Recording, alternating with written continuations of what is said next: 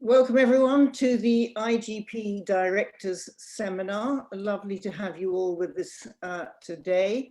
It's a very great honour for the IGP today to welcome Anneliese Dodds, who is the Shadow Chancellor of the Exchequer and the Labour and Co-operative Member of Parliament for Oxford East. And she is the first woman to hold the position of Shadow Chancellor. Anneliese Dodds was elected to the UK Parliament in June 2017. And before that, she served as a member of the European Parliament, serving on the Economic and Monetary Affairs Committee, focusing especially on clamping down on tax avoidance by big companies.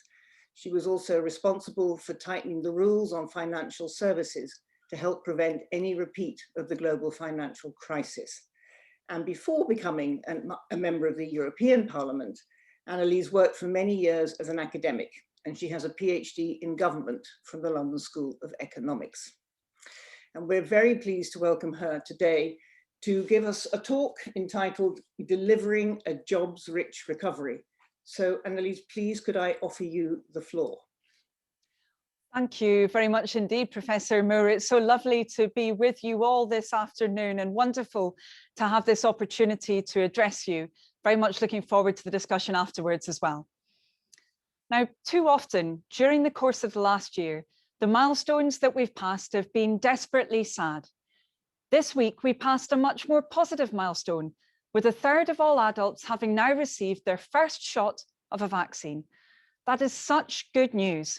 I want to pay tribute to all of our fantastic NHS and GP staff and volunteers who've made that possible. I also want to thank all the scientists, lab technicians, nurses, trial volunteers and support staff, including in my own constituency of Oxford East, whose work helped lead to vaccine breakthroughs in the first place. Hope is on the horizon. And with that hope, our thoughts can turn to the kind of recovery we need following this awful crisis. We can lift our eyes to the kind of country we want to be as we come through the other side. The UK needs to become the best place in the world to grow up in and the best place to grow old in. Action to achieve that ambition can't come soon enough. After a decade of the foundations of our economy being weakened, we need to start strengthening them and building towards that better, more secure, greener future now. We will only be able to do that if we are honest about the state of our country and the state of our economy going into this crisis, because we know that our economy was not working for everyone. 10 years of Conservative-led government left our economy on shaky foundations, even before coronavirus hit. For families up and down our country, too many indicators have been heading in the wrong direction. The cost of childcare rising twice as fast as inflation, so that British parents face some of the highest costs in the developed world. Opportunities falling, with the year before the pandemic struck, seeing the lowest number of young apprentices in a decade, and a huge 36% fall in the number of disadvantaged people starting an apprenticeship. And wages stuck, just 1% higher on the eve of the pandemic than they had been 10 years before. Indeed, the Conservatives have overseen the worst decade for pay growth in generations. Costs up, opportunities down, wages flatlining. That decade-long squeeze on living standards has contributed to the most depressing statistic of all, 600,000 more children living in poverty since the Conservatives took office. For too many people in our country, life was already uncertain and insecure. 1 in 4 families had less than £100 in the bank, and as a result were financially unprepared should the worst happen. Some 3.6 million people were trapped in insecure work, not knowing from week to week how many hours they would be able to work or how much income they could expect as a result. Yet even those headline national figures don't tell the full story. It was not an even picture across the whole country. People's job security, income and prospects were intricately bound up with where they lived. Under the Conservatives, we've become an increasingly unbalanced nation, a country out of kilter. People living in the north of England, for example, are less likely to have a degree and more likely to be paid low wages than people in the rest of the country. Life expectancy varies radically depending on where you live, with a child growing up in a deprived area in the Northeast expected to live for 5 years less than a child growing up in even a deprived area in London. That is not the natural order of things. It is not preordained. There is no iron law that says people in Bradford or Oldham are destined to have a shorter life expectancy than those in Bracknell or Orpington. Yet for too many people in our country, it has become the reality. Predestination by postcode.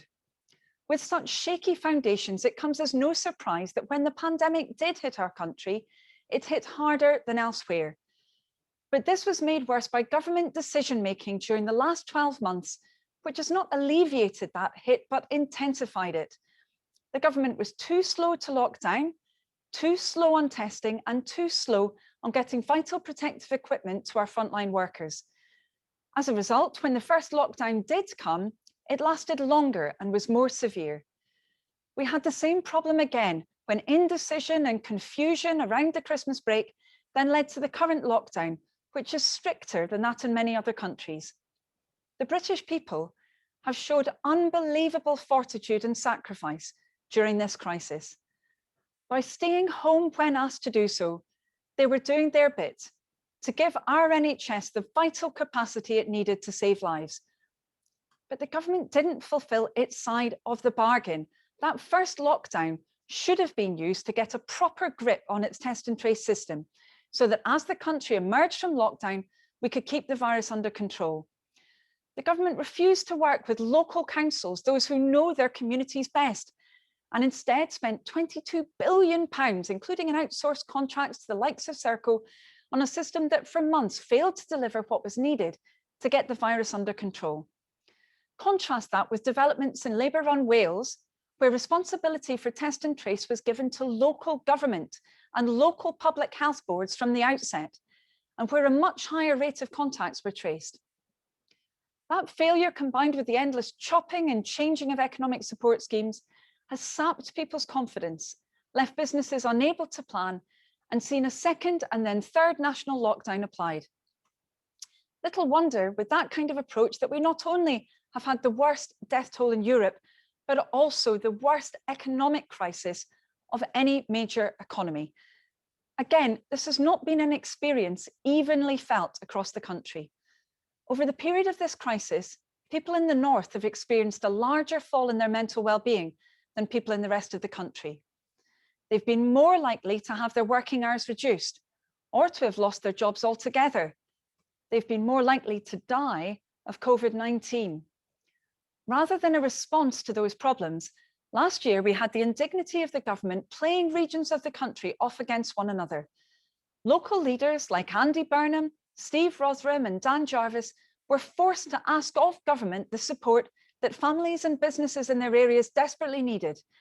They were compelled to engage in a series of murky negotiations, which were actually anything but. Everyone emerged with the same one-off payment of £20 per head of population. This was not designed to meet the needs of local businesses, nor was it linked to how long a local area had been or would be subject to public health restrictions. So Manchester and Liverpool had to make their £20 a head stretch for months on end, while Cornwall's money only needed to last for the 4 weeks of the second national lockdown. Those 10 years of rising inequality have as a result been followed by a year in which that trend only got worse. And the Chancellor's response looks set to make it worse again. While it was his government that wasted and mismanaged billions over the course of the past year, he seems determined to make ordinary families carry the can. Unless he changes course at next week's budget, families face a triple hammer blow to their household finances. Pay freezes for our key workers, £20 a week cut from family budgets for those needing universal credit, and the prospect of a giant hike in council tax because the government won't give councils the funding they need. And yet again, these hammer blows will fall harder in some parts of the country than others. The TUC has shown that key workers in the North East, North West and Yorkshire and Humber will suffer the biggest hits to their spending thanks to the Chancellor's pay freeze. And if those key workers have to tighten their belts, They have less to spend in local businesses and on their high streets, trapping the local economy in a vicious downward spiral. The same is true of the Chancellor's insistence that local authorities hike council tax, which makes up a larger proportion of disposable income for poorer households than it does for those who are better off. People in lower income regions like the North West and Yorkshire and in Wales will be hit more by this regressive policy than those in the South East. Rising inequality before the crisis hit, rising inequality during the year of the pandemic so far, and the risk of rising inequality as we begin to recover. That is the Conservatives' legacy when it comes to management of the UK economy. We cannot go on like this. A balanced economy is a better performing economy. Closing the gap between our best and worst performing regions will boost growth. That's why Labour has been clear that this has to be a recovery that works for all parts of the economy and all parts of our country. A recovery that brings growth and prosperity to every corner of the UK, instead of concentrating it in a handful of places and hoping that this will somehow magically spread outwards. A recovery with people, their families and their communities at its heart. A recovery we can be proud of. And next week's budget, we already know some of what we're likely to hear from Rishi Sunak about the Conservative solutions. Grand sweeping statements about infrastructure investment that make for a good soundbite, government by press release and photo call. But after more than 10 years, people are getting wise to this. They know that what matters is what comes after the cameras are switched off and the headline writers have moved on. And they know by now that on this score, the Conservative record is one of failure.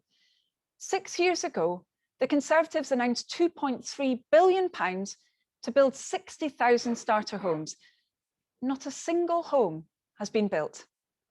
In the last 7 years, the Conservatives have re-announced or recommitted to major rail projects in the north more than 60 times. But we've not seen so much as a spade in the ground. A garden bridge that existed solely in Boris Johnson's head somehow still cost the taxpayer £43 million. We've seen a relentless cycle of over-promising and under-delivering. The same is true of their trumpeted announcement to move more civil servants out of London and into the regions. Spreading government jobs around the country is an admirable aim. But once again, the government's track record here runs in precisely the opposite direction to their stated ambitions. In the last 10 years, we've lost 65,000 civil service jobs in England. Almost every region has lost jobs, with some hit harder than others. The East of England, for example, has seen 3 in 10 civil service jobs go. I say almost every region because there is one exception, London. Here, the Conservatives have overseen a 6% rise in civil service jobs. So as they've let people go in the regions, they've concentrated them in the capital. Meanwhile, the investment that communities really need has gone begging. The North, the Midlands, the South West, Wales and Northern Ireland have between them been missing out on £4 billion a year of R&D investment compared to other regions. £4 billion a year. That's the same as the government's much vaunted Levelling Up Fund across its entire lifespan. If government investment is going to make a difference to every part of the country, we need to set out some clear tests for what it should deliver. It should be focused on reducing the productivity gap between regions. It should halt and then reverse the widening of educational and health inequalities between regions. And it should ensure that there are better quality jobs in every corner of our country.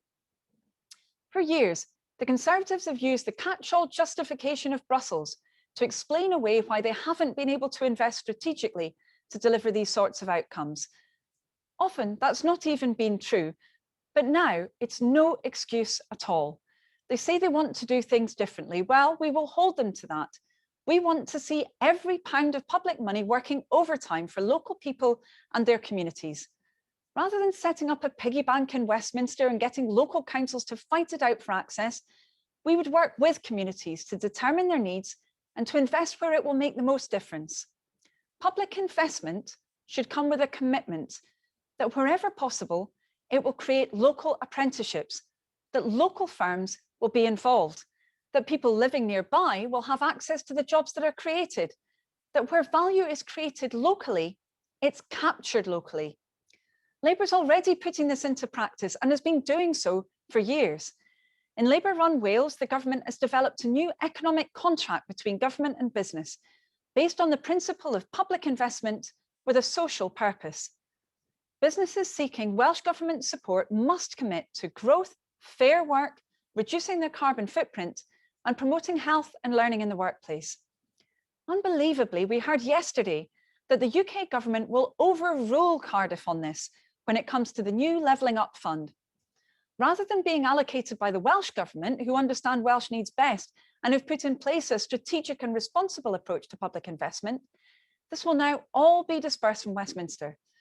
Welsh people now have no guarantee that investment will come to their nation, much less that it will deliver the decent jobs and sustainable outcomes that Welsh Labour have embedded into their approach.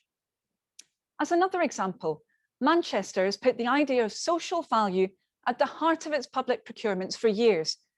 In 10 years, it increased the proportion of money spent locally from 50% to 70%.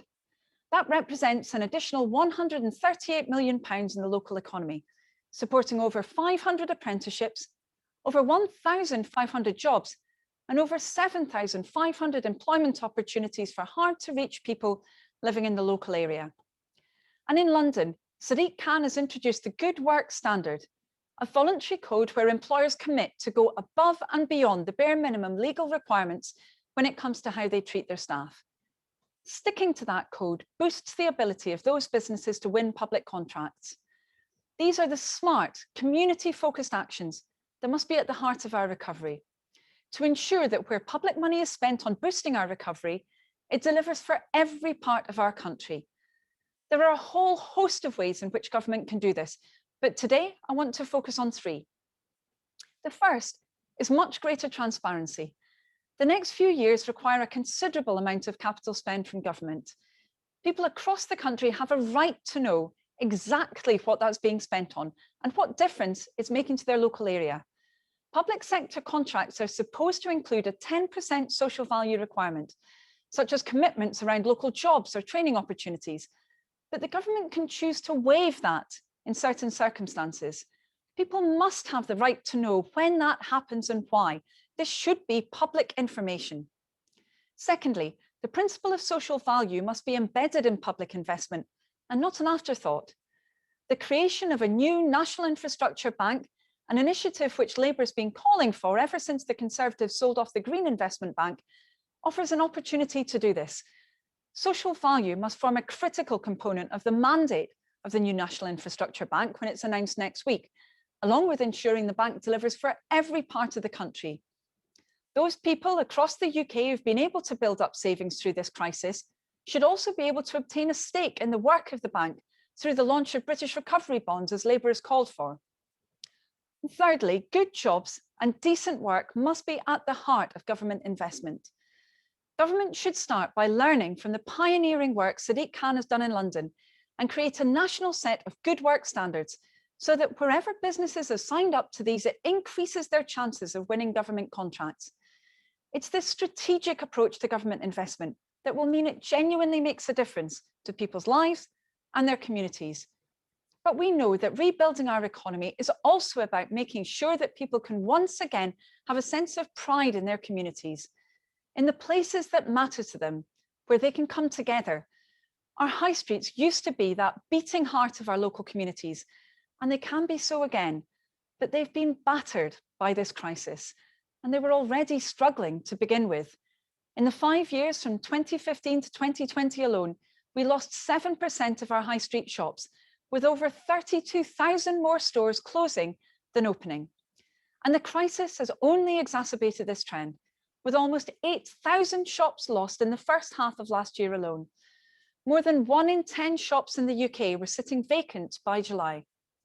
This matters, not just for the jobs that our high streets support, both those who work in them directly and those who work in the supply chain, though that is undoubtedly important, but because high streets are a central part of how people feel about their community and their local area. I'm not blindly nostalgic about our high streets.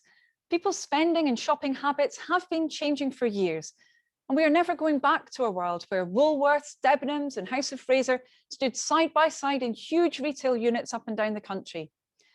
But nor does that mean we should just abandon our high streets to a sad, disorderly fate. If we act smartly and strategically, we can recapture the hearts of our communities and make them part of a better, brighter, greener future. Unfortunately, on current plans, the Conservatives risk accelerating the decline of our high streets and even seeing some of them lost for good. The Chancellor so far refused to heed Labour and extend business rates relief and the reduced rate of VAT. Our high streets businesses face huge bills in just a few weeks' time that will hammer their prospects of recovery. But that's only the beginning. New Conservative rules that are due to come into force in the summer risk a mass sell-off of our high streets over the heads of local communities. Until now, if a landlord wished to convert an old shop into a flat, it required planning permission, including giving local people a say as to whether this was what they wanted and making sure those homes were decent. A vital piece of protection to ensure people had a stake in what happened to their high streets. From August, all of that will be ripped up. Local people will have no say at all, and landlords will be able to use a fast-track process to turn shops into flats, bypassing many of the standards we normally expect for new homes. They would be under no obligation to provide any outdoor space, nor to contribute to community infrastructure or affordable housing. This is a bad idea at the best of times, but right now it could be catastrophic for local communities. Businesses will be placed into direct competition with the residential housing market after a year in which they've been hammered and from which they will have barely begun to recover. Unable to compete with the high prices that residential properties can command, we risk seeing a giant sell-off of our high streets, all in one go. Local people won't have any power to stop it. And once those local amenities are gone, they are highly unlikely ever to come back. For smaller high streets, the loss of several shops at once could be the point of no return. Of the 1,200 towns tracked by the local data company, 1 in 3 have 100 shops or fewer, right on that tipping point. So we're calling on government to scrap these plans as a matter of urgency, to hand back power to local communities, to give them a say in securing their high streets. That's not to say a blanket ban on converting shops into homes.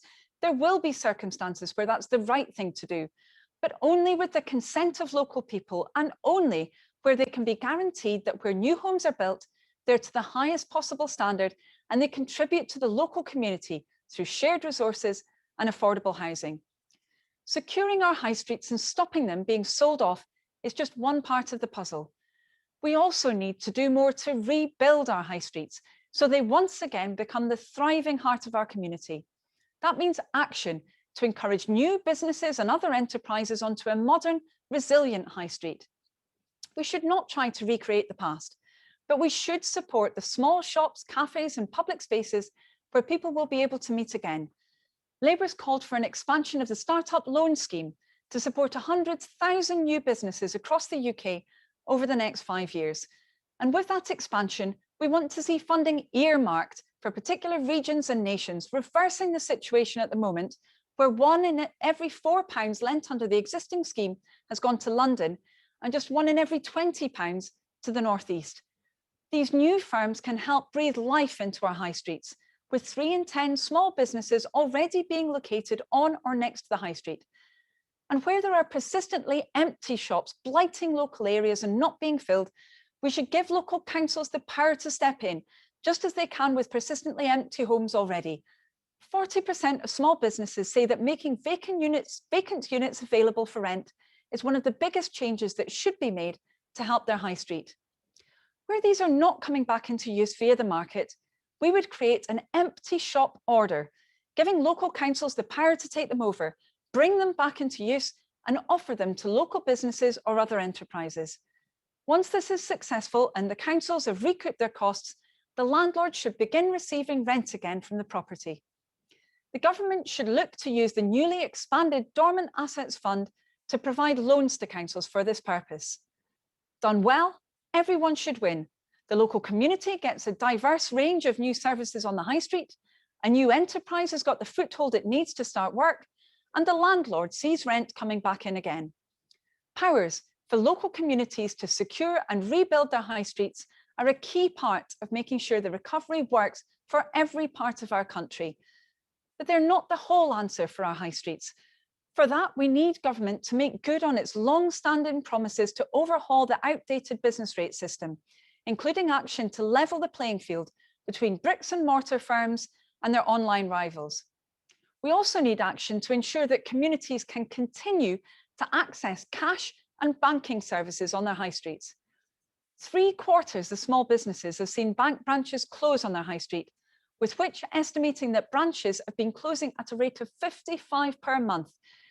Again, this shouldn't be about preserving an aspic the way things were 20 years ago, but we can't just have a disorderly retreat from cash that leaves those who most rely on it with nowhere to go. The government promised action on this a year ago, and we've still seen nothing. The pandemic has only made the need more urgent, and so they must come forward with legislation at next week's budget. The recovery from COVID-19 will be no recovery at all if it only delivers for a minority of people or for a handful of areas of the country. It will not be a recovery if we revert to how the world was in December 2019 and pretend that it was working for everyone. We know that wasn't the case. 10 years of Conservative rule have fundamentally weakened the foundations of our economy, and in some parts of the economy has eroded them altogether. We need a government that is genuinely committed to doing the hard yards when it comes to rebuilding our communities, not sticking around for a photo op and a headline and then moving on, but working hand in hand with local communities to deliver the outcomes that they want, making sure every pound of public money invested is delivering value locally in terms of jobs, training opportunities, business contracts and the environment, and empowering people to secure and rebuild their high streets, the beating hearts of their communities that have taken a battering over the last 12 months. That is what a recovery for every part of the country truly means. And that's what a Labour government would deliver. Thank you. Wonderful. Thank you very much. I really enjoyed listening to that. And it raises a whole set of, I mean, this is a very, very challenging time for everybody, isn't it? And not least for those who are suffering most through this pandemic. But I'm a little bit concerned about the kind of language that's already creeping back into ideas about how to tackle this problem. So we've heard a lot in the last few days about fiscal credibility, fiscal conservatism, a sort of an idea in a way that sounds a little bit to people like me as though instead of having an actual plan to do anything about this, we have a sort of return to rather well-worn ways of thinking. So, I mean, do you see, I mean, what do we need to do to actually open up our public discourse around this? Because of course, in general, the public like fiscal conservatism. I mean, that's part of the problem, isn't it? Well, I certainly share the public's appetite for ensuring that public money is spent wisely, but I think that's very different from lurching into what could be a very premature fiscal consolidation that you're right, is being touted in some circles currently. I have to say it's not being touted by expert organisations. It's not being promoted by the OECD, for example, or the IMF. You know, they've stated very clearly that it's important for countries to get back on that road towards recovery, that it's really critical that they actually secure their tax base before they start changing how they tax it, that they really push demand back up again, you know, preserve jobs and businesses right now. So that really should be the focus currently. I think it's very important that we really underline quite how economically damaging it could be to be, as I say, lurching into that approach of trying to consolidate right now, when particularly the UK economy is in a very weak position. It would be very damaging. Yes, and it's really links to something you said very early on in your talk, when you said that, you know, when value is created locally, it needs to be captured locally. And we've talked a lot about that in the work we've done in the IGP, saying, using a slightly different word, saying that value needs to be curated locally. So it needs to be used locally to create more value rather than just being pulled out. And of course, all of this stuff about fiscal consolidation is really about further extraction of value, really, from the economy. So one of the things I'm kind of interested in is, Why do you think, or do you think we could, with the Labour government, use a kind of different kind of stimulus plan like the Americans have, rather than, for example, just having an infrastructure building spree? I mean, what is the real value in such a plan? Well, I think it's really important that we recognise the drivers of local growth, actually, and what creates that value locally.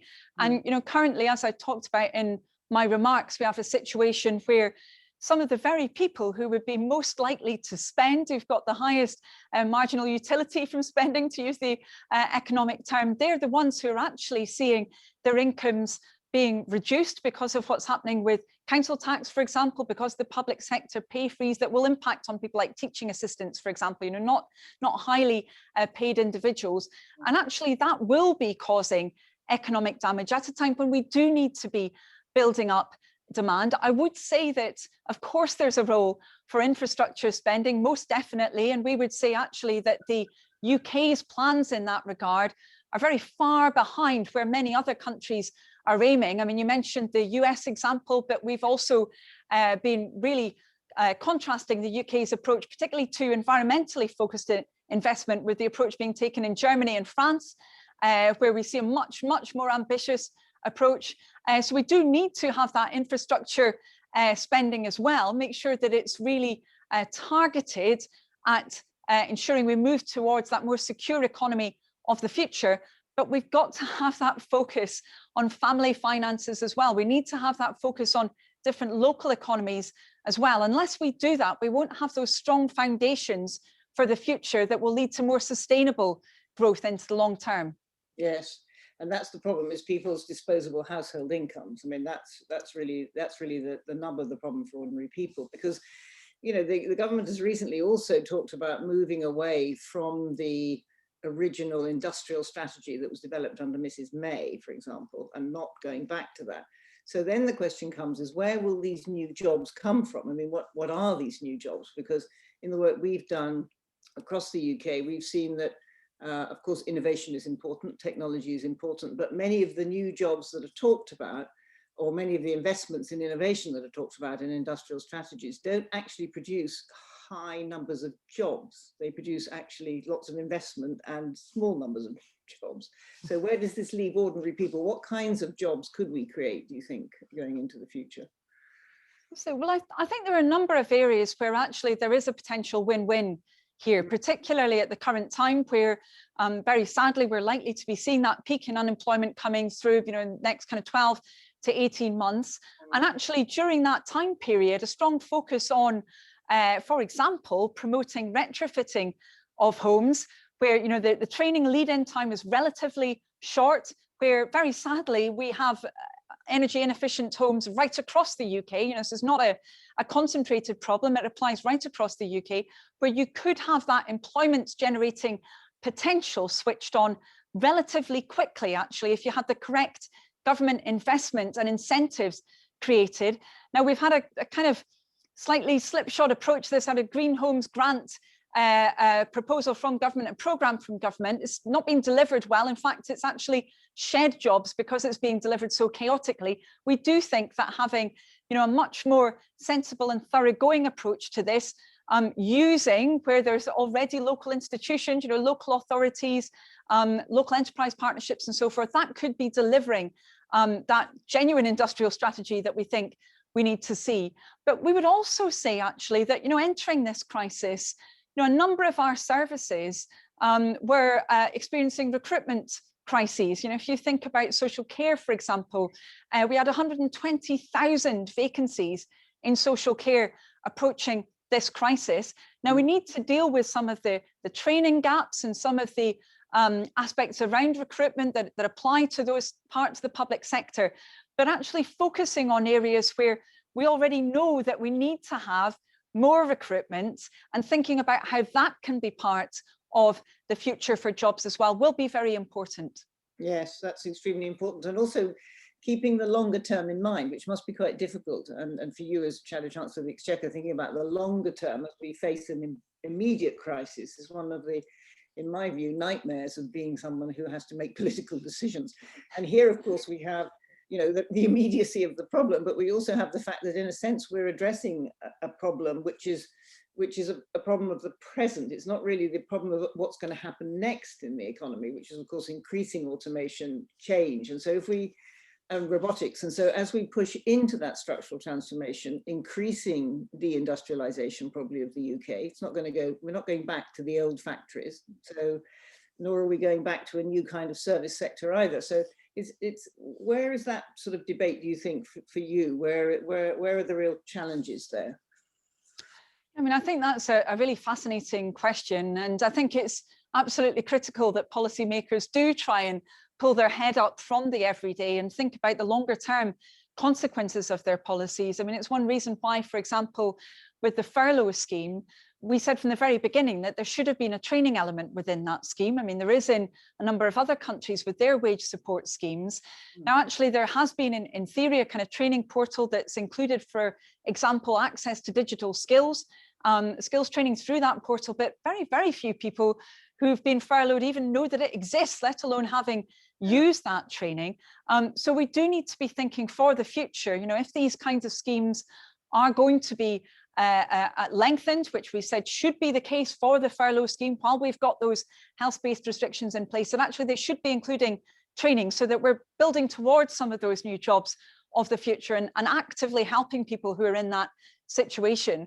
I would say more generally around industrial strategy, it is about really thinking through how digital infrastructure impacts on all parts of our economy. You know, until now we've had a sector-based approach, which, you know, I wouldn't throw the baby out with the bathwater, because I think actually, you know, some of the sector deals around, you know, biochem or around automotive, for example, I think they've been relatively effective. You know, they've brought together big employers, trade unions and government, but we need to be looking at those cross-cutting issues as well. And that most definitely does include access to digital infrastructure, you know, thinking through how we can really push that down, also particularly for small businesses, because so often it's the very biggest players who will have access to that technology already. They'll be using it already, but their suppliers won't be necessarily, and other local companies won't be. So we need a much more joined up approach to this. Yes, that integration is important. Well, there are a lot of questions backing up for you because it generated a lot of excitement here. So the first one is from John, and he's saying, when capitalist giants such as Gates, Carney and Zuckerberg say that capitalism will not and cannot provide solutions to problems such as climate change and pollution, for example, and Mark Carney is on record as saying it's for governments to determine the role of the state, should we now remove the debt on the money supply and provide individuals with what some describe as universal basic income? So are you in favor of universal basic income, I think? Well, I certainly think we've seen the flaws of a system during this crisis, which hasn't provided what it's meant to on the tin, social security. People have not had that security through this crisis. You know, very often people have become unemployed during this crisis for the first time, and they've been shocked about the fact that, you know, for example, they have to wait for 5 weeks before they receive support. If they put away a little bit of savings, that's knocking out their ability to actually get support. So that system clearly has not worked. We need to ensure that it is reformed for the future. My colleague, Johnny Reynolds, he's been working on this as our Shadow Secretary of State for Work and Pensions, thinking through how can we really have a system of social security that's fit for the current century, you know, rather than the last century. We need to have change there. In terms of, you know, what's often called a universal basic income, I think the challenge that I have around that concept is that it means very different things to different people. So there's a huge amount of baggage with that concept. You know, some people would say it means taking some conditionality out of the social security system. And, you know, if we're talking about people having quicker access to social security, you know, I would very much agree with that. I don't think people should have to wait for 5 weeks until they receive that support. If, on the other hand, we're talking about taking the whole social security budget, putting it all in one bucket, and then dividing it amongst everybody so they all get the same, I don't think I could accept that, because that would mean, you know, somebody who had much more substantial needs, you know, a single parent with a number of children, for example, in a high-cost area, they would then be receiving the same amount as somebody like myself, for example, who's got, you know, a greater ability to cover my costs. So I do think it does depend really on what exactly people mean by that term of universal basic income, I'm afraid. But, you know, do we need reform of our social security? Well, we most definitely do. Well, that's very interesting. We've got a question now coming from Andrew Percy, and he's been working with me and the team in the IGP on universal basic services, which is something that we have proposed from the IGP. And so he's asking how the UK will get out of this sort of downward spiral of insecure livelihoods, declining investment and falling productivity. So it's a sort of reinforcing set of problems. And he's saying that the three big ideas that are around are universal basic income, which we just talked about, but universal basic services and employment guarantee. So do you just extending that argument about universal basic service, universal basic income, do you see any value in the idea of employment guarantee or in universal basic services? So investing more in services to make sure that people's household income goes further, basically. Yeah, I mean, I certainly think we must be bearing down on the costs that people experience. I think there's no question about that. So, if you consider the hardest impacts on many people's income in the UK, it will be around housing. And we know we've got a crisis around affordable housing. What's called affordable isn't genuinely affordable. We've seen a big reduction in the availability of social housing over time. We really do need to be increasing the supply of genuinely affordable housing and of social housing. And obviously that's something that Labour is working very hard on, something that is very important to us. And we think if you were able to bring those costs of housing down, then actually that would help us deal with some of these other issues. If you think about how much of the social security budget is taken up with housing benefit, for example, in the UK, such a significant amount, or obviously the housing element within universal credit now for those claiming universal credit. I would say, though, that out of the core elements that were just mentioned, I think it's really critical that we do look at the labour market. I think we've seen, over the last few weeks and months in particular, quite how unstable our labour market is in the UK, how weak the protections are within it. We've seen many practices during this crisis which have really made people's labour market situation, even less resilient. If you think about things like, fire and rehire, where people have been sacked by their employer, taken on worse conditions. That's of course legal in the UK. People have been astonished to find that that can be applied to them, quite rightly astonished, because it should not be allowed at all. So I think we do need to have that focus on the labour market. I think it's critically important. We've got a real kind of vacuum in that debate on the government side right now. They don't seem to be clear about whether they're going to reappoint a head for labour market regulation or not. It's not clear when the employment bill is coming through. We've obviously had a momentous court case around Uber's treatment of its drivers last week, but that then needs to be followed up with legislation so that we can ensure that people do have that security. So let's make sure we have that focus on the labour market as well. I would say that's a really critical element. Right, so that's the central part. So we have a question now from Jackie McLeod, and she's asking or saying all of what you're calling for could be met, in her view, through a well-being economy. And a number of countries like New Zealand, Iceland, Wales, of course, whom you mentioned, Scotland, Finland, Costa Rica, and a number of cities have made the decision to sort of move away from a GDP focus to a well-being economy. And she's asking if you could explore whether you think a well-being economy would be the right way forward for the whole of the UK. Yeah, I mean, I think there's been some really fascinating work undertaken around this issue. And, there is no doubt that ultimately that measure of GDP, it does capture some useful things. I certainly think there's a role for it, no question about that. For me personally, I do think it plays a role.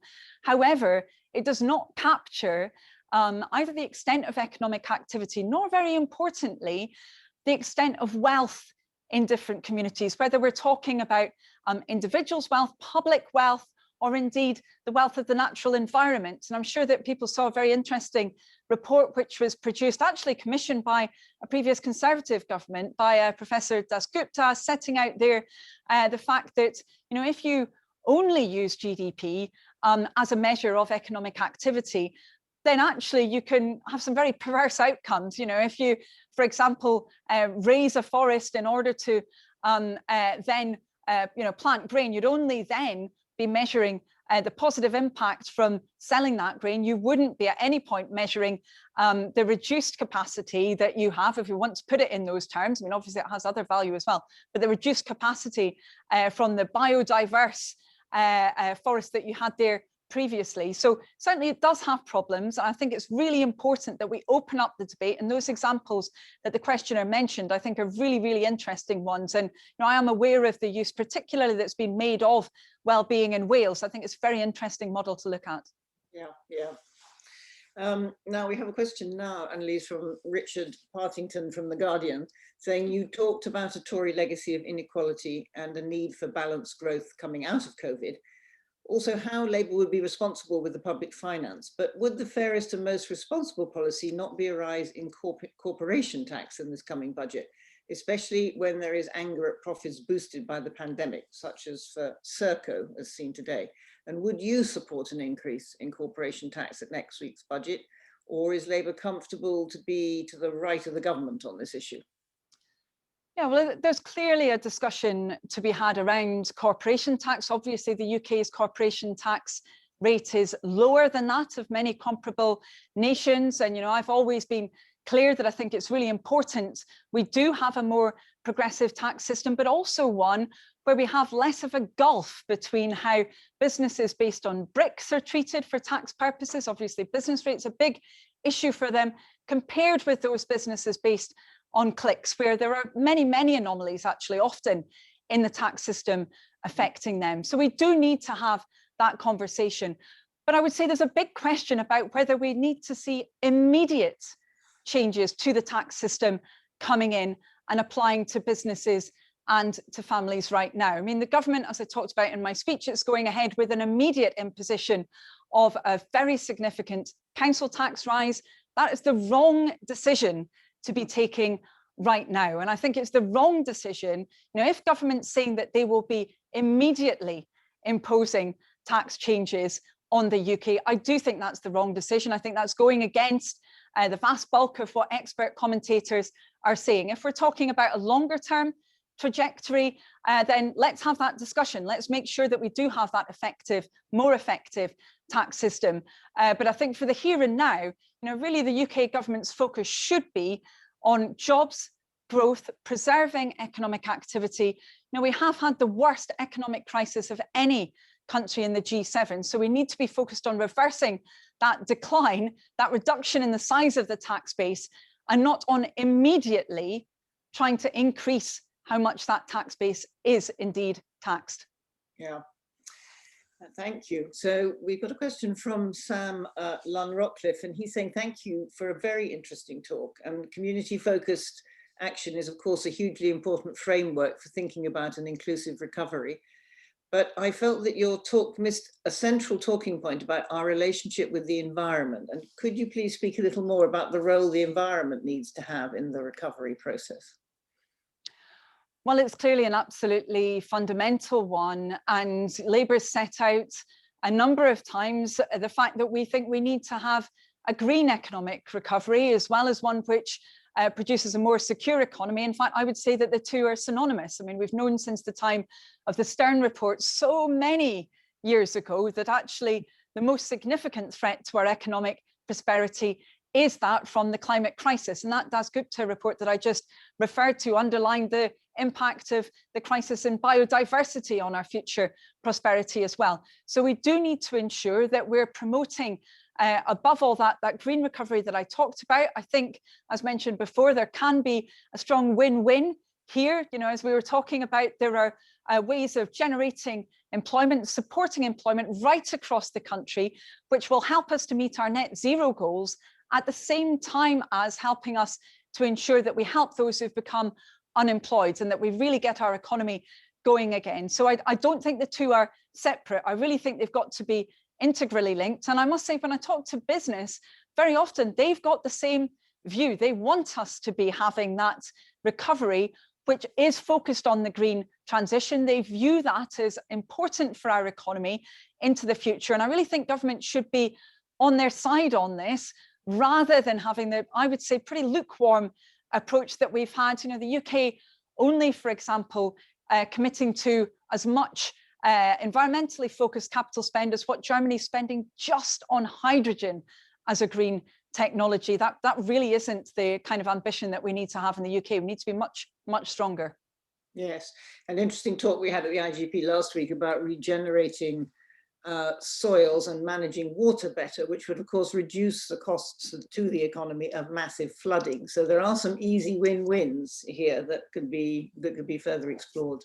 So Paul Stevens is asking, there have been structural and productivity issues with the UK economy for many years, but there also seems to be a moral or ethical issue relating to the differential rewards people receive for doing their job. What is acceptable and what is not? And do you see this as an issue? And how can we move to a more equitable reward system? Yeah, I mean, I think that's an incredibly important question, and it's one that's been thrown into very stark relief during this crisis, particularly if we look at sectors such as care, for example, where up to a quarter of social carers actually report that they don't even feel they're actually earning the minimum wage because of the fact that they've got to travel between appointments and, you know, the other features of their employment. And frankly, that is a moral disgrace. It is a disgrace that those very people who do so much for all of us when we become old, or indeed for younger people as well, if they need that help, that they're so poorly rewarded. And that must change. You know, it's why Labour said that, you know, obviously we shouldn't be cutting pay for public sector workers, but also that we should be ensuring that as we fix the social care system, which we desperately need the government to do, that having that much fairer pay that really reflects the nature of those jobs must be fundamental to that new settlement. Very, very important. But I would say that this is important much more broadly across the system as well. I mean, we've had, as I said in my remarks, a situation where we've seen extremely slow pay growth. The average pay only 1% more at the end of the period of Conservative rule than at the beginning of it. That hasn't been a feature of the recovery in many other countries. Why has it happened in the UK? I think there are many reasons for it. I don't think we've had strong enough regulation in many areas.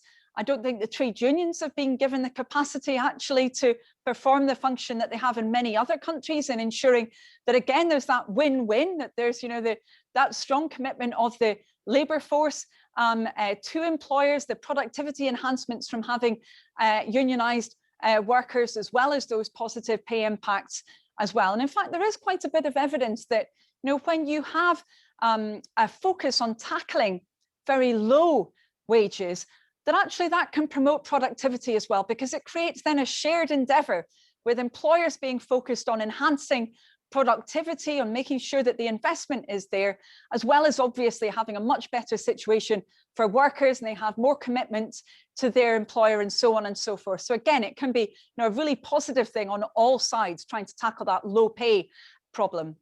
Yes. And we've got a follow-up to that, Anneliese, from Penny Bernstock, who's saying there's an increasing recognition of the need for something far-reaching in the post-COVID times on the scale of beverage. And how can we ensure that housing and employment markets are more aligned to ensure that there's effectively housing that maps to living wage workers and is genuinely affordable? In other words, less than 35% of total income. Can we do that? Well, I think that we can, if we're sufficiently ambitious and if we put the right measures in place. And I would agree with Penny, and indeed Keir Starmer, the leader of the Labour Party, last week talked about exactly such a beverage moment. This is a time for us to really consider whether we are aiming for the, you know, the secure economy, the better future that our country needs. But I would say it's also shown, you know, this crisis has shown that when we work together, when we are ambitious, what we can achieve. And I think it means that we shouldn't accept any longer that situation where there is such a lack of genuinely affordable housing. And, you know, for a long time, Labour in particular has said that that definition of affordability should not be the one that we use, because it is not genuinely affordable, actually, when you're talking about such a small proportion of people's incomes in an area, of people's wages, then being able to pay for that accommodation. Instead, we need to have more sensible measures. We need to really tackle that dearth of housing development in different areas. we also, of course, need to make sure that housing, and this links to some of the previous points, that housing is actually energy efficient. We've been moving backwards in the UK in that regard, with some of the housing standards that were being proposed by the Labour government when it left office actually being stripped out of the system. That should not be the case when we're aiming towards net zero. We're picking up again on job questions, and this is from Nikolai Mintchev. And thank you very much for your talk. And a new study was published today by King's College London on perceptions of inequality. And the study found that almost half of the public see individual performance as an important or very important factor in people losing their jobs during the pandemic. And do such perceptions matter for the future recovery of the UK economy? And how do findings like this impact future recovery strategies in your view? So perceptions of inequality. I mean, that sounds like a really fascinating piece of research. I must go and take a look at it. And, you know, it's quite interesting because I think people's views around the nature of the employment impact of this pandemic have changed over time. So it'd be quite interesting to know, when that survey was actually conducted, because I think initially, well, certainly from the government side, I'm sure people will remember this whole debate around, in inverted commas, viability, and whether particular jobs would be viable into the future, and some almost intimations that some of those jobs which were really at risk, that in a way, Conservatives almost implying that, well, they're not viable for the future, and they kind of got in a bit of a tangle around, jobs in performing arts and so forth. I think that actually, I mean, from my impression, people are in a very different place, and they recognise the fact that when we do get through this very difficult public health period, that, for example, sectors like the creative and performing arts must be part of our recovery. They're absolutely fundamental to it. I mean, I'm well aware of how much they contribute to our exports, but of course they were growing before this crisis. They're not actually sectors that will not be viable for the future. And of course, there's their contribution beyond just raw economic terms, their contribution to the quality of life as well, to our culture and so forth. So I do think that actually we need to be considering these issues maybe in that longer term time frame.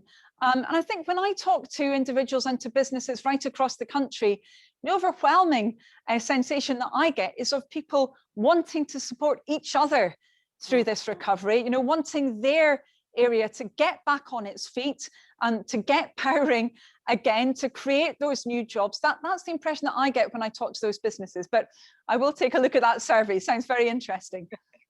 Thank you. We've got a question now from Christopher Harker, and he's a colleague of mine at the IGP. So he's on the panel. So he's going to ask you himself. Chris, please. Thank you. Thank you very much, Anneliese. My academic training is as a human geographer, so I was delighted with the geographical nuance. And I know some of my colleagues like Amy Horton are with us and probably also enjoying the geographical sensitivity and nuance. What I'm interested in these days is debt and finance. And in a sense, the question I want to ask you picks up on a lot of the questions that my colleagues and other attendees have asked. So let's actually imagine that whether Labour come to power or the Conservatives remain in power, that your vision for jobs and, as Henrietta put it, curating value locally is realised to a very large degree.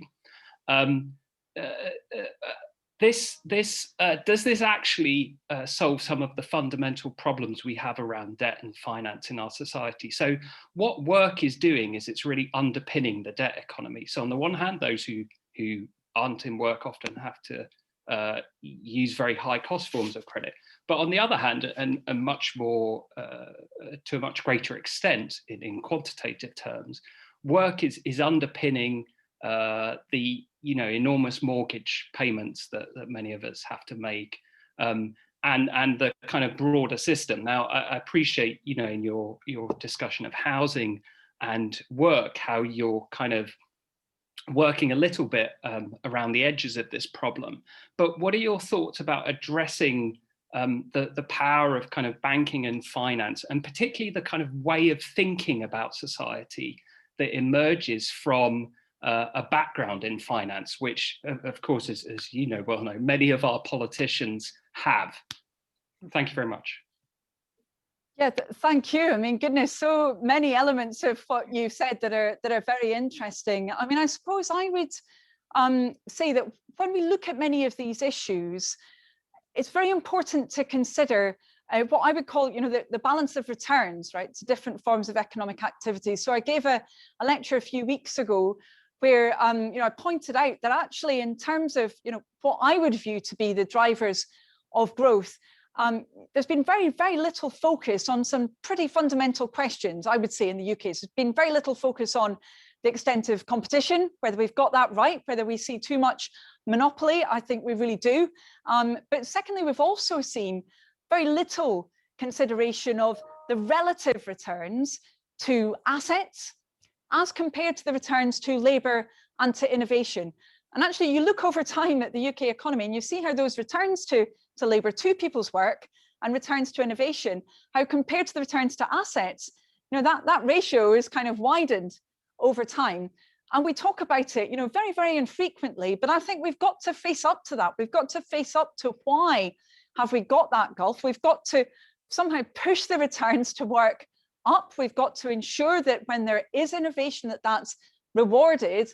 And then we need to be in a situation where there isn't such a focus for people on ensuring that it's just assets that are viewed as, a secure way to ultimately improve their living standards. I mean, you may well have seen the proposals that Labour made last week around a British recovery bond. Now, that was trying to open up some of this discussion and saying, look, where people have been able to amass savings during this crisis, of course, lots and lots of people haven't. More people have lost income during this crisis than have actually built up savings. And of course, some of those savings will be spent, and we want them to be spent so that we can get the economy going again. The Bank of England says only about 5% of them will be spent.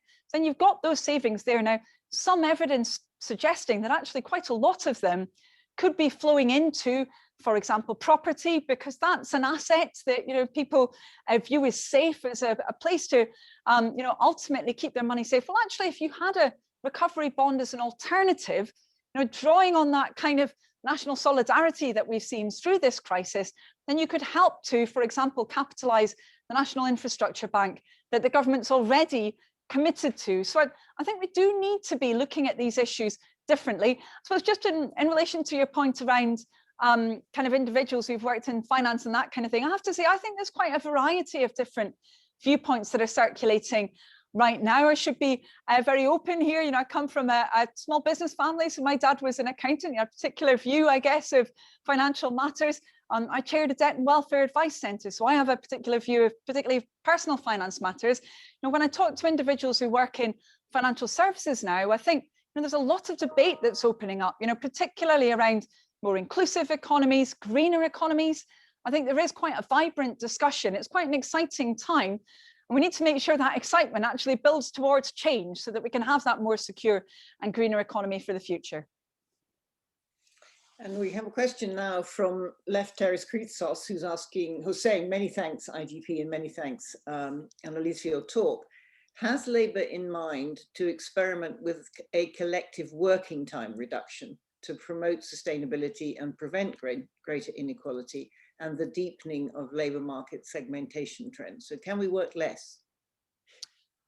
Well, I think this is a challenging issue right now because, of course, so many people have seen their hours reduced involuntarily. They haven't wanted to see their number of hours go down, but that has happened. And of course, that's for very many people had an incredibly negative impact on their income. Many people who are already struggling being impacted by that. So I think it's very important that when this is talked about, there's not some kind of suggestion that there should be an across the board reduction, because actually lots and lots of people are desperate to increase the amount of work that they're able to do and to have much more security around it. I think ultimately the kind of wage support schemes that we've seen delivered in many different countries, they've enabled that kind of, I suppose, sharing of work, in particular workplaces when demand is reduced, then they kick in and top up wages. Now, to an extent, the furlough scheme has worked like a version of that. I would say, again, when the Chancellor hopefully extends that next week in his budget, as mentioned before, he needs to include training as a core element of that. He needs to stamp out the abuses that sadly have been present within the furlough scheme. But he also then needs to be working with businesses and trade unions and thinking through, for those sectors that are going to be subject potentially to restricted demand for a long period, what kind of support is going to be needed so that we can preserve that economic capacity, we can keep people in work, not lose their skills, keep them ultimately able then to be going back into full production once we get back into a more normal economic situation. So I think it is something that needs to be looked at, but that shouldn't be kind of muddled up with a reduction of people's hours overall because of the fact that so many people have had that happen to them and it's actually been extremely negative. Yes, they need more income, not less. So Alex Brown is asking, successive governments of every flavour have slowly boiled the frog of regressive taxation with rises in VAT. Most companies pay far more in VAT than any other tax.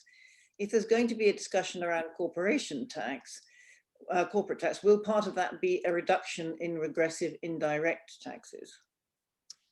Yeah, well, I think that's a very interesting question. I mean, I would put in that bucket of taxation that at the very least isn't progressive, the current council tax regime as well, which has become increasingly problematic, particularly with the removal of council tax relief, which happened kind of under the radar in the vast majority of areas of the UK.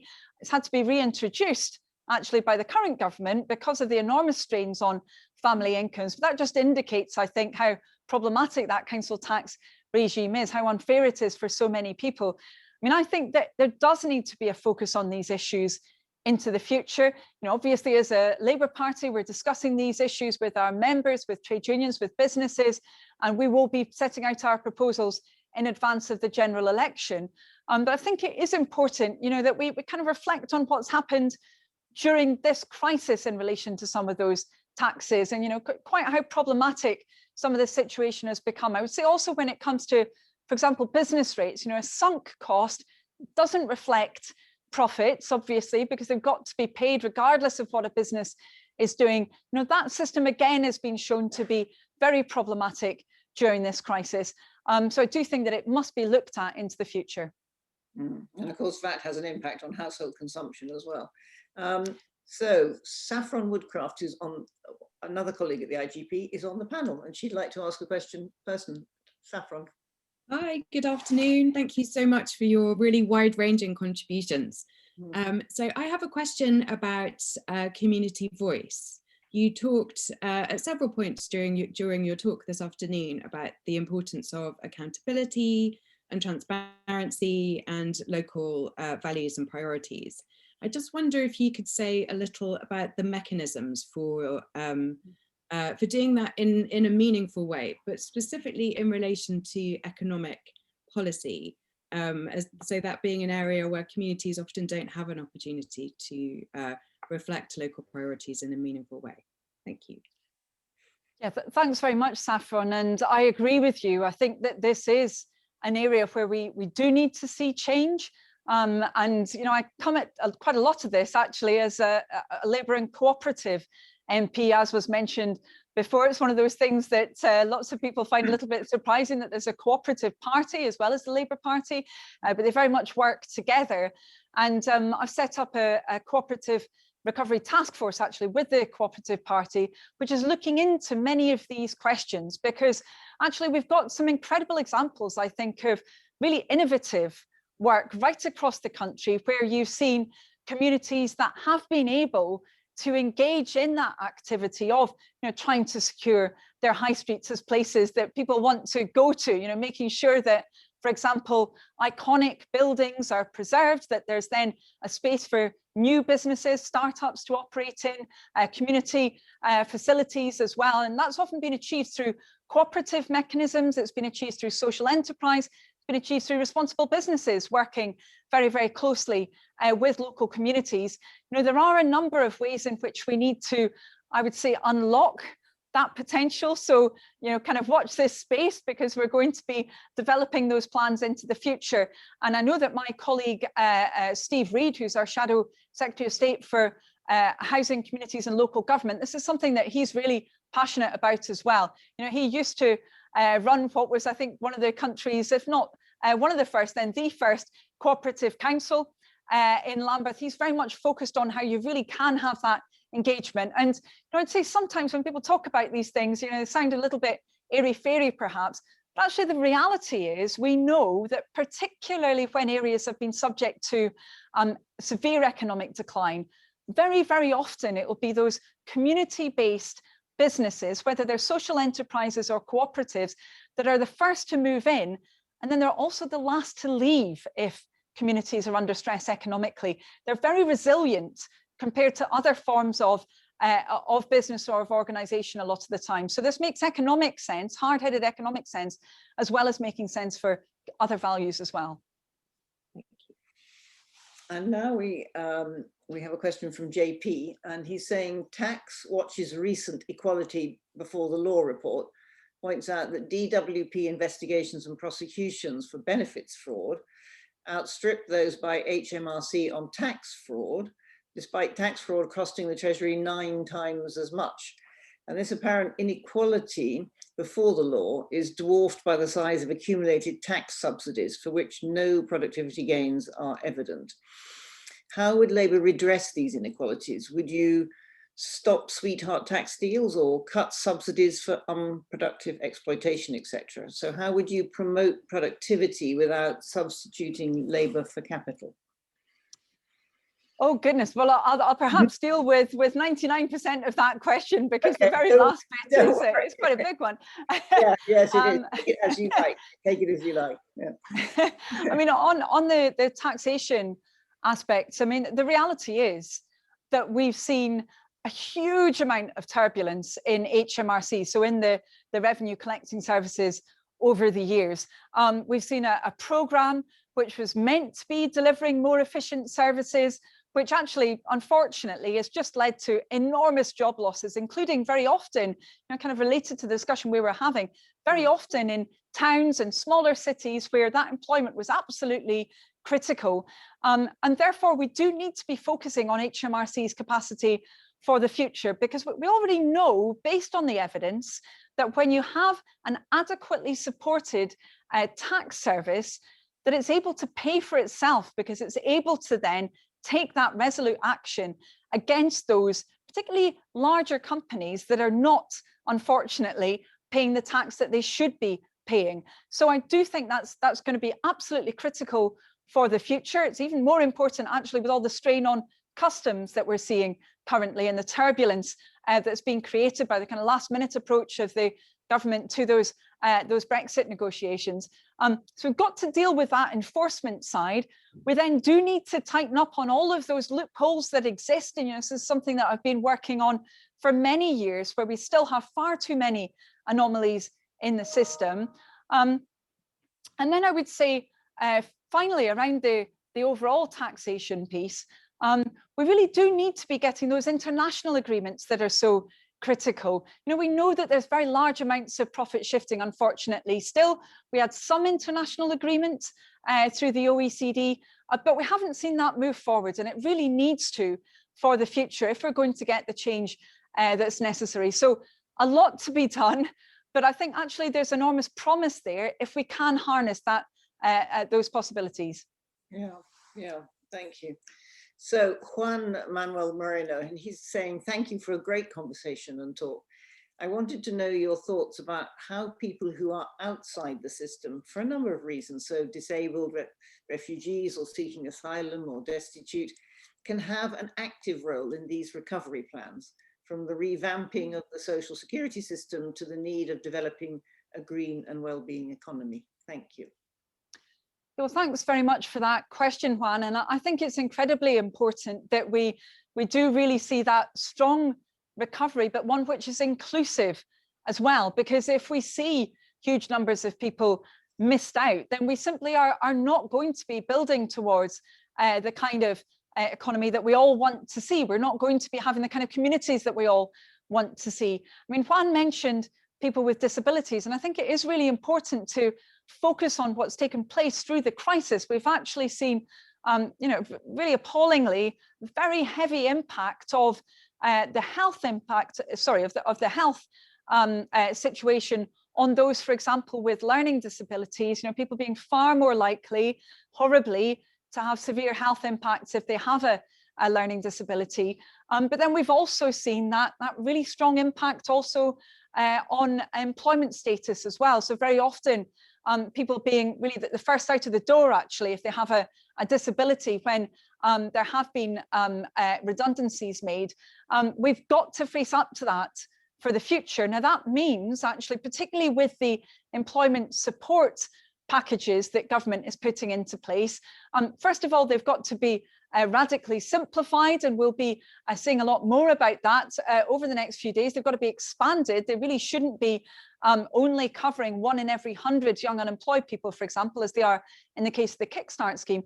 But they also need to be making sure that those people who, for example, have disabilities, that they are included so that they actually can be accessing those employment opportunities, that they're decent employment opportunities as well, and available all across the country. And, you know, again, I don't think we've got to remake the wheel on this. You know, I've been really inspired by some of the examples in different parts of the country. If you look at what Blackpool Council has done, for example, the Labour councillors there, they've had a really effective scheme helping people into work, into good opportunities, including many people with disabilities who weren't employed before. I think with that kind of really targeted approach that's based around local institutions, we can have really positive impacts and make this a much more inclusive future.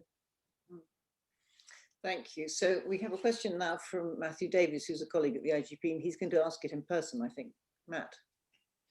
Thank you, Henrietta, and thank you, Anneliese, for a wonderful presentation. I've got a slightly different question. So I'm quite interested in the broad sort of structures and values that we create to ensure societal resilience in the long term. And it strikes me that at times of crisis, political parties are often able to work together productively to develop a sort of shared mission.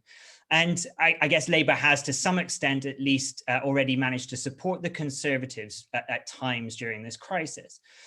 And so, to my mind, long-standing regional inequality, local and regional inequality, is such a vast and long-standing, almost perpetual crisis, which we're now seeing the extent of because it's exacerbated by COVID.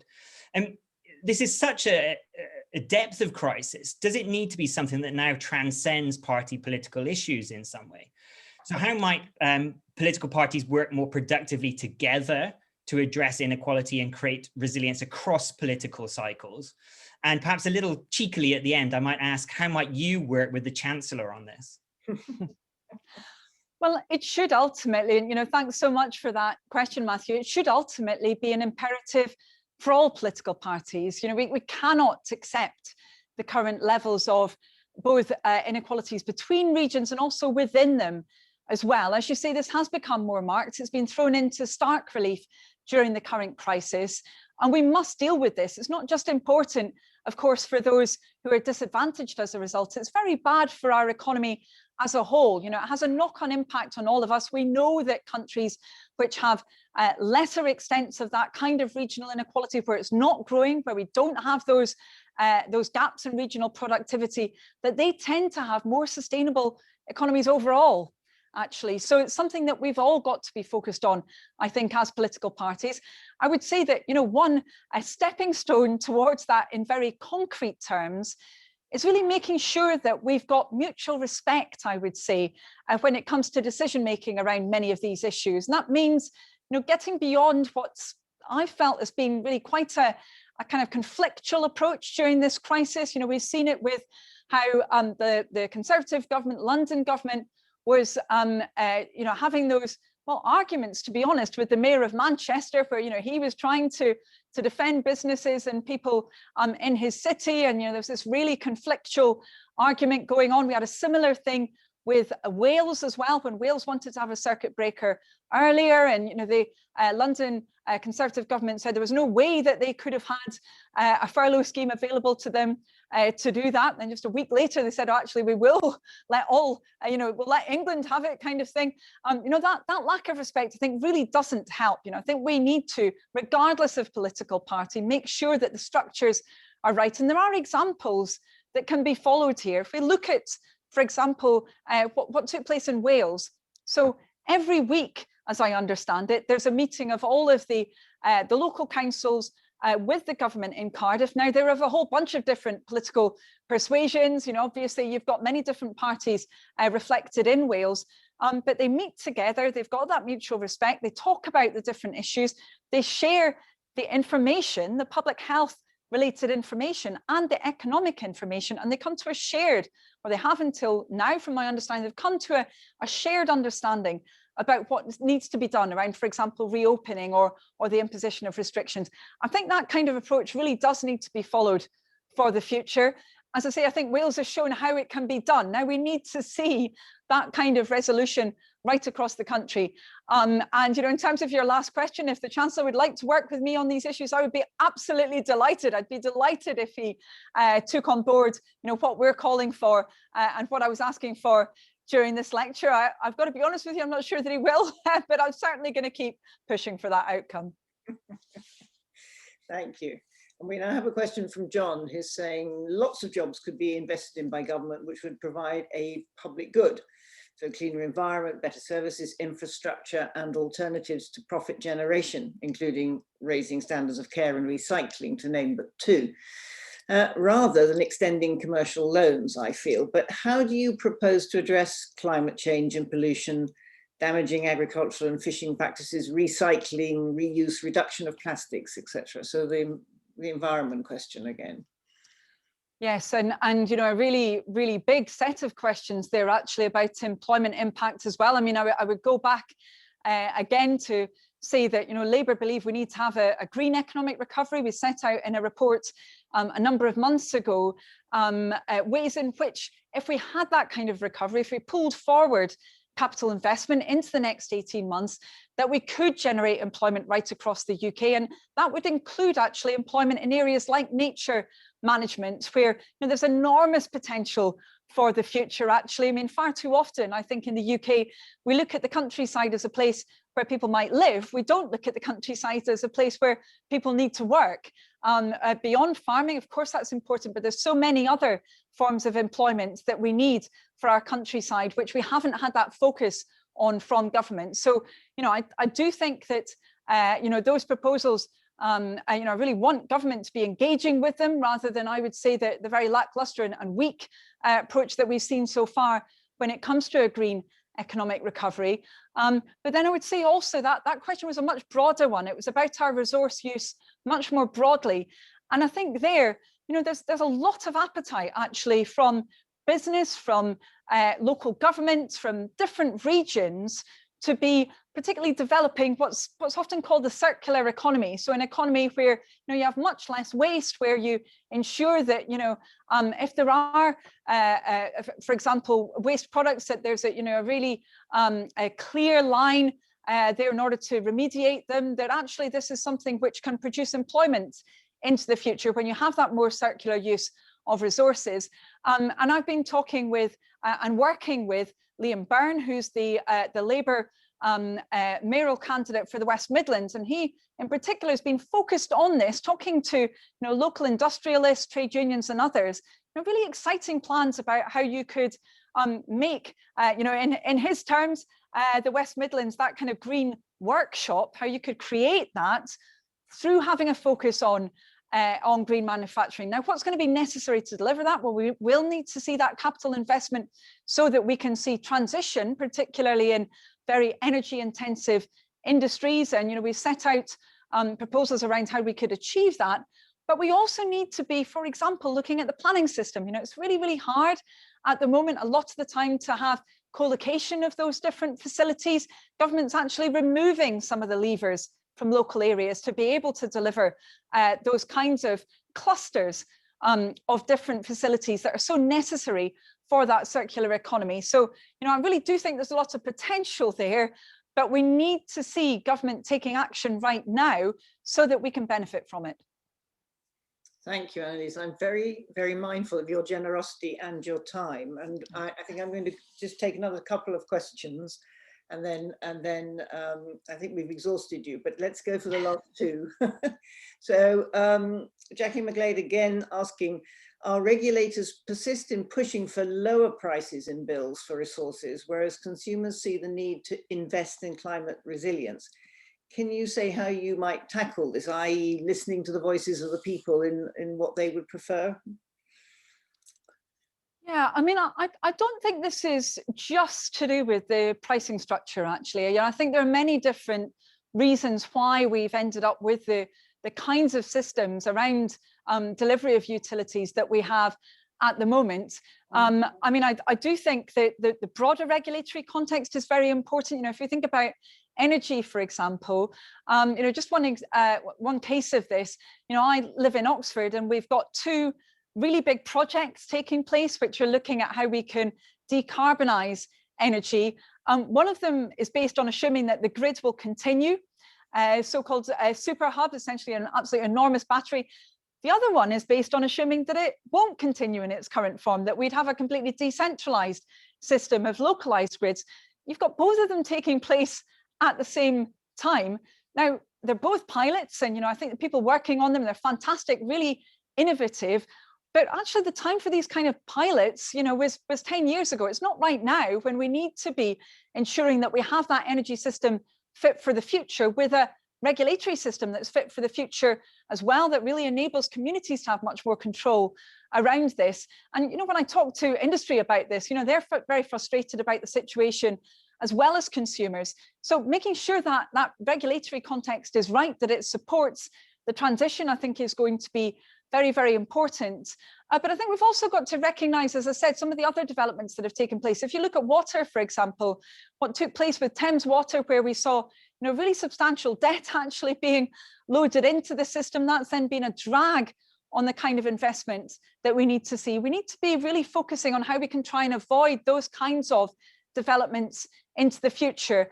We argued, for example, I'm sure that people will have seen the review into competition under Penrose that was released, you know, a while ago. We said that was a bit of a missed opportunity, really, because there was no focus on issues like debt leverage, which we think, you know, are very important when it comes to ensuring that we have that much more sustainable, secure economy for the future. And the final question tonight, we're sort of lifting our heads out from the UK. So Johnny Darling is asking, where would you like to see the UK on the international stage in the coming decades in terms of influence, leadership, and cooperation on global challenges? Well, I would say, first of all, to Johnny, that of course the biggest such challenge for us is that COP conference, which is coming up very rapidly now, only a few months away in Glasgow, where it's absolutely imperative that we ensure we do get that much stronger global agreement for the future.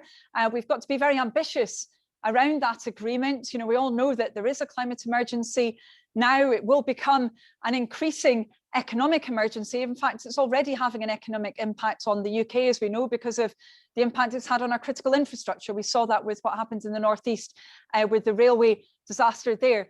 So we need to have that strong agreement. The UK has got to be exercising a strong leadership role there. As you'd anticipate, we as the opposition are trying to do all that we can to try and make sure that we have a successful agreement. We've also got, of course, the G7 leadership that needs to be exercised by the UK government as well. And the Shadow Foreign Secretary Lisa Nandy is working very hard on that, trying to make sure that we use that role for good, that we use it to deliver on our country's priorities, but those, of course, of the world when it comes to some of those global challenges as well, around security, in particular around combating both, you know, the potential for future pandemics, but also organized crime, for example, and fraud and those kinds of matters. So a huge amount to be done, where we've got to be ambitious for our country, and we've got to really make use of those opportunities. I would say particularly those that are coming towards us at a real rate of knots this year. Yes, it's going to be a challenging year, and I think the Dasgupta review is a very good move in the right direction in terms of what will happen. I just want to thank you very much indeed, Anneliese, for a spectacular talk and a spectacular performance under considerable amounts of firepower from the IGP and the associated group. which I have to say is quite common. But thank you so much. We feel very, very privileged to have had the opportunity to talk to you, and it's been great fun, as always. Very great, it's very interesting and lively and enlivening in general. Because we have a panel here, because we're able to do something that we haven't been able to do for a long time for anybody, but we can do it every time at the Director's Seminar, we're just going to give you a round of applause to give our thanks. So thank you. Oh. Well, thank you very much indeed. Thank you. Thank you very much. We hope to see you in the IGP again, and good luck for next week. Thanks very much indeed. Bye-bye. Thanks. Bye-bye.